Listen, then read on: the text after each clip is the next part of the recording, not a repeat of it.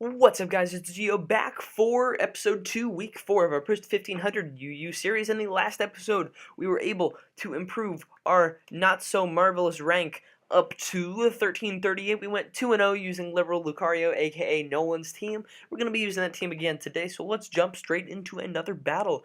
The battle we end up getting... Oh, sorry about that. I didn't mean to hit that button.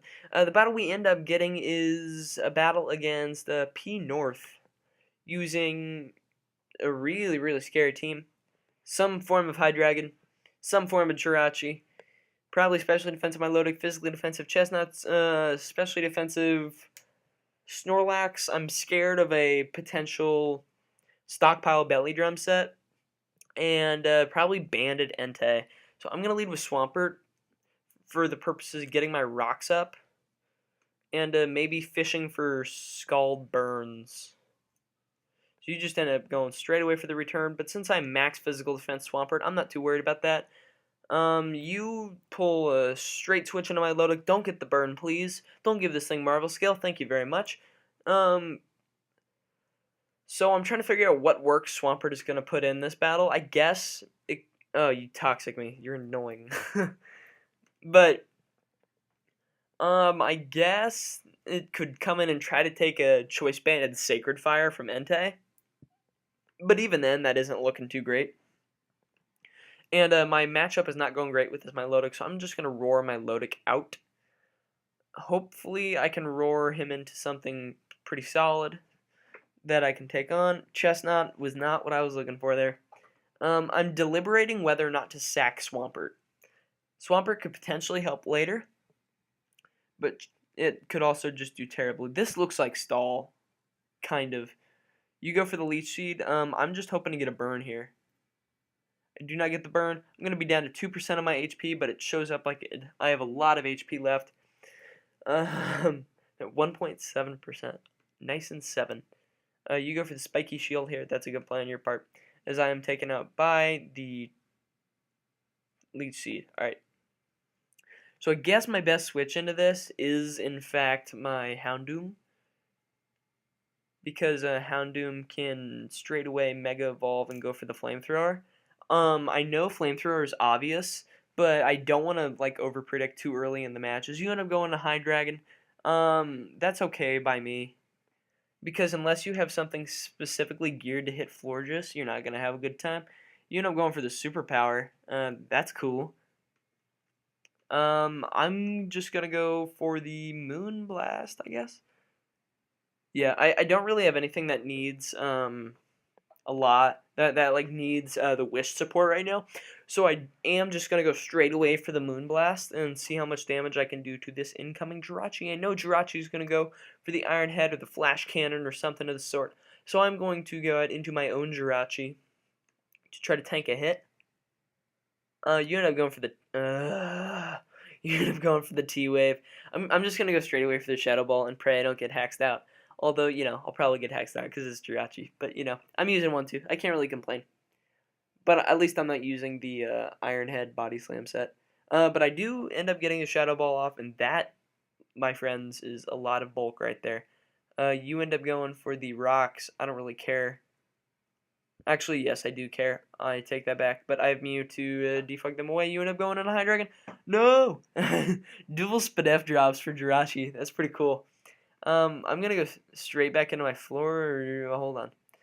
I'm actually gonna U-turn as you end up going for the Roost, but I get parried, so I don't get rewarded for that. I'm gonna go for the U-turn here. Hopefully I can tank a hit, although I shouldn't have expected to take one from Hydreigon. I don't know what I was thinking. It was a dumb move. I promise, it was dumb. I shouldn't have done it. I regret it.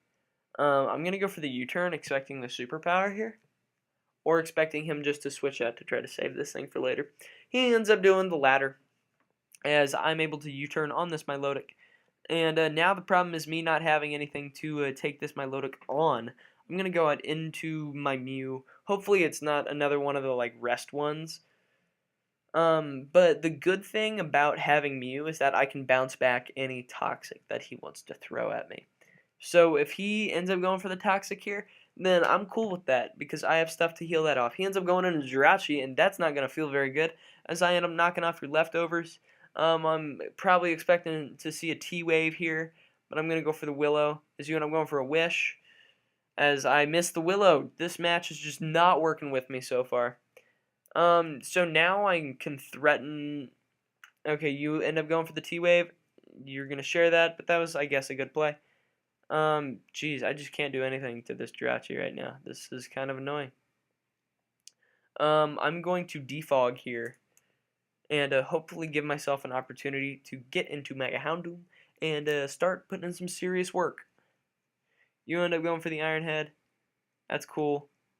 Expecting a switch to Hydreigon, I'm going to double into my own because I can hit any one thing with a Draco. Here is your Hydreigon. I'm going to go for the Draco. Hopefully I can nuke something. You end up going into Jirachi, which was the best play for you. To eat up the T-Wave, I'm going to go into Mew. And probably just switch into Houndoom from there. Hopefully this works. We will never know. Because he's getting hacked right now. So I'm going to Dark Pulse now. Predicting him to stay in. I do get that right. You end up getting off the Wish, which is fine with me. Now, what do I do here? Let me think. His set so far is T-Wave, Iron Head, Wish. Okay, I know his full set. But is he going to try to Wish Pass into Hydreigon? I think he is. Because Hydreigon would be helpful for him later in the game. So I'm going to go out into my own Hydreigon and predict him not to T-Wave. He ends up going out into Snorlax, which is an interesting play indeed. I'm going to go for the U-turn here. Hopefully he thinks that I have superpower. But he's already seen U-turn, so he will probably expect me, yeah. Makes a good play. I'm going to go out into my Mew here to try to take whatever hit he wants to go for. He ends up going for the return. That does a lot. I'm going to go for the Willow. Hopefully he stays in. It'd be great. But at this point, Mew is kind of death fodder. I don't really have a whole lot of use for Mew, unfortunately. He goes out into Jirachi, which was the best play he could make. I'm going to go for the knockoff here and hope that you go for the Wish and hope that I get a crit and knock you out. We both get paired. That was the most successful turn in human history. I miss out on the knockout there, but I can go for another knockoff, and if I don't get flinched, yeah, I get flinched. All right. Well, that's that. I'm going to go out into my Doom here, a Houndoom, because I can threaten out a majority of his team. He ends up going for the Iron Head.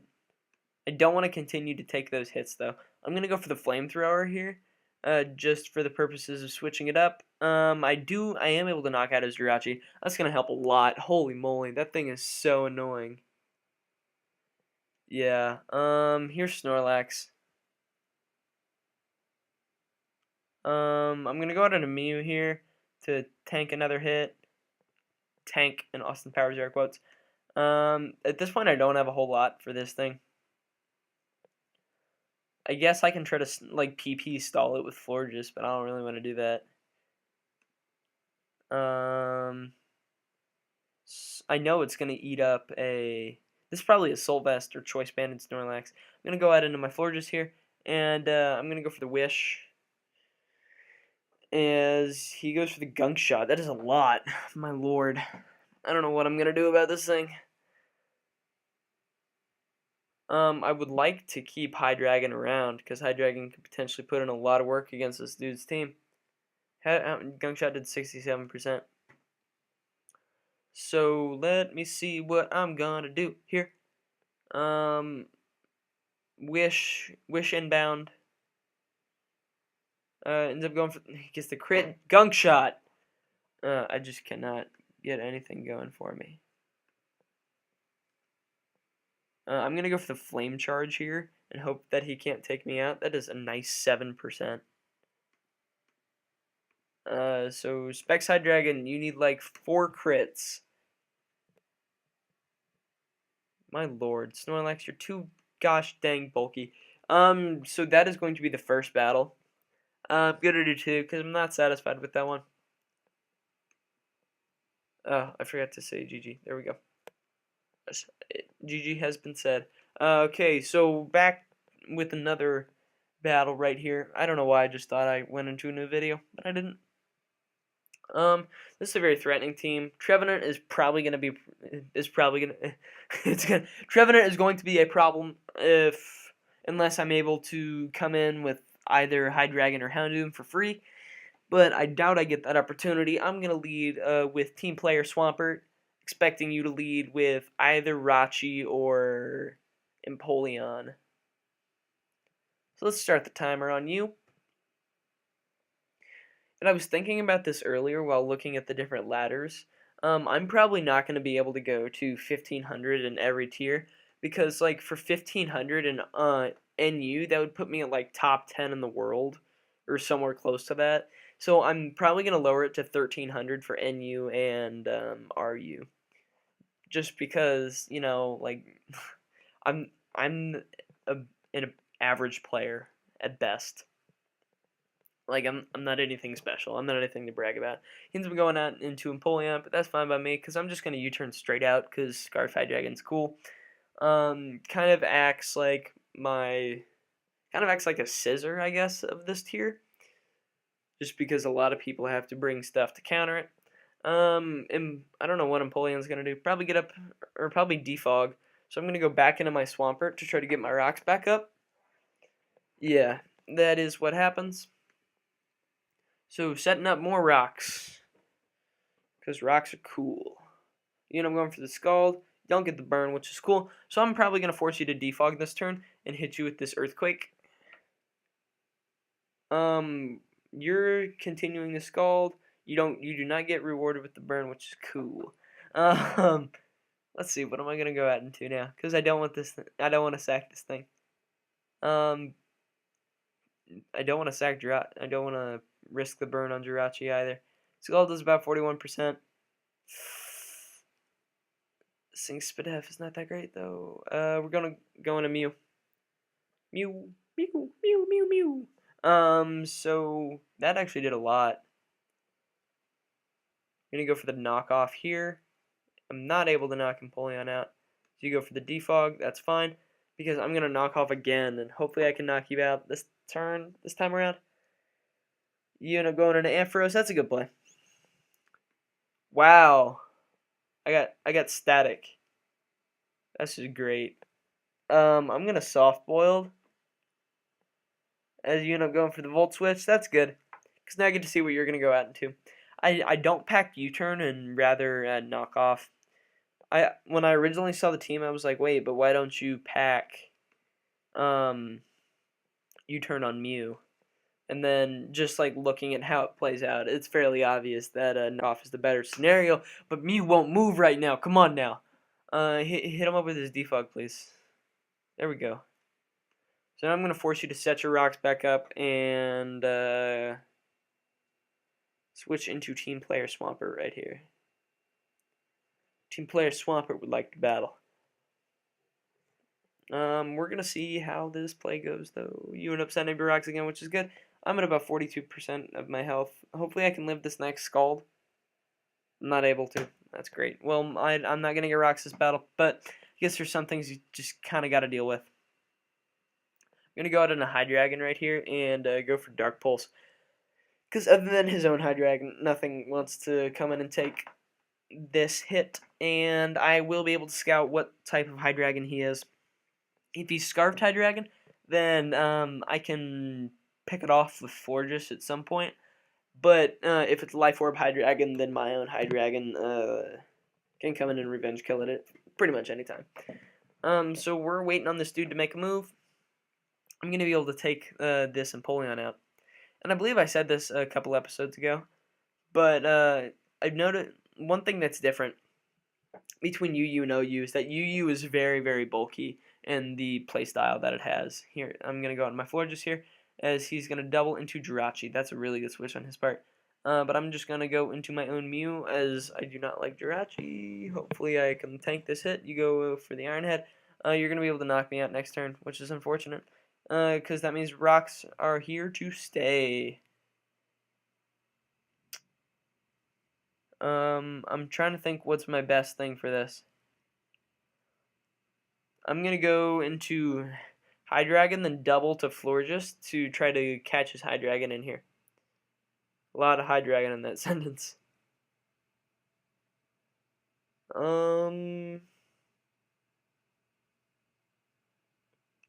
What? This team is very, very hard for me to beat. You just end up going for the Iron Head. Okay. If you predicted me, then kudos to you. If you just stayed in trying to sack Jirachi, then I don't agree with that play whatsoever. But I'm going to lose a poke over it. I'm going to go out into my own Jirachi. Hold the Shadow Ball, please. I'm confused as to how much Serene Grace boosts my chances. Wow, I can't spell. Alright. Effects doubled. Alright, so hold the Shadow Ball, please. Spit F drop. Aw, alright. Anyway, I'm just going to U-turn out here. He's probably banded Arcanine, just looking at the structure of his team. Arcanine's really cool. I really do like Arcanine. So hold this U-turn, High Dragon. And I guess High Dragon is my switch to this thing. Now I gotta pray that I win a Speed Tie. Or, alternatively, he's not Scarfed. If he's not Scarfed, and I win the Speed Tie, then I gotta hit my Draco. So there's a lot of factors at play here. Hopefully I can take this thing out. And not let my rank go to 1300 again. I do end up winning the Speed Tie, or maybe he wasn't Scarfed, but I am able to take out his High Dragon. That's a weight off my shoulders right there, I will tell you that. So now the biggest threat to my team probably is that Arcanine, because I don't have a whole lot to come in and take hits from it. Or actually, Jirachi is the biggest threat to my team. I lied. We're gonna go out into our own Jirachi here, because our own Jirachi is fairly expendable at this point. It's not really gonna help us do a whole lot. It might take a hit or two from Ampharos, but you know, he's just gonna end up going for the U-turn. So now I know Arcanine is on the way. That's fine.